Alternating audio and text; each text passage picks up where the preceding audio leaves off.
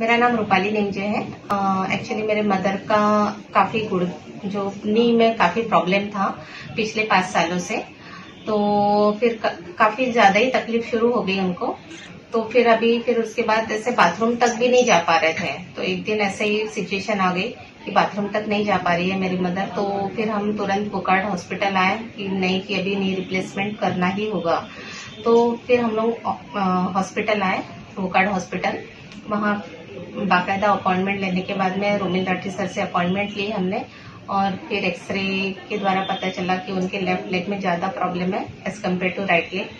तो उन्होंने हमें सजेशन दिया कि नहीं, रिप्लेसमेंट कर लीजिए। तो हम लोग तुरंत रेडी हो गए और दूसरे दिन ही हमने एडमिट कर दिया मम्मी को हॉस्पिटल में।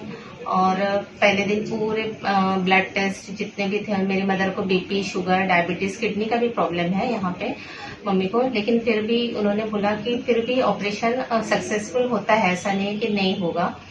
हमने भरोसा रखा और मम्मी का पूरा ब्लड टेस्ट किया गया, हार्ट का भी टेस्ट हुआ, ब्लड टेस्ट हुए, सारे टेस्ट हुए, किडनी के भी टेस्ट हुए। उसके बाद रिपोर्ट्स आने के बाद ही सेकेंड डे मम्मी का ऑपरेशन किया गया और वो सक्सेसफुल रहा।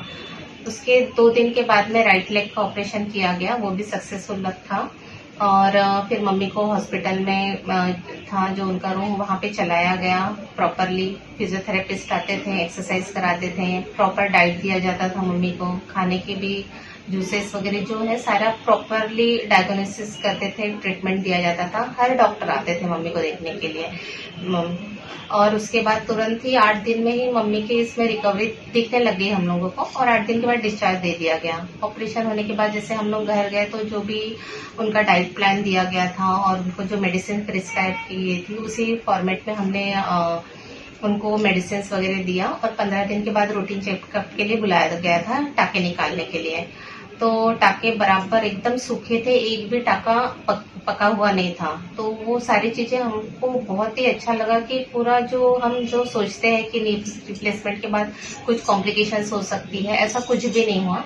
और अच्छे से मम्मी का ऑपरेशन हुआ और अब मेरी मम्मी बहुत अच्छे से चल सकती है, सीढ़ियाँ चलती है, अपने काम खुद कर लेती है, सारा खाना खुद भी लेती है और अभी तो कभी खुद की भी सोजी वगैरह खुद ही पका लेती है।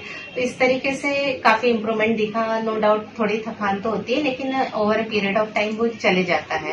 तो ऐसा कुछ भी नहीं है कि नी रिप्लेसमेंट नहीं करेंगे। जो लोग डरते हैं तो बिल्कुल ऐसा डरिए मत, काफी इजी प्रोसेस होता है और बहुत अच्छा लाइफ आप उसके बाद जी सकते हैं। Thank you.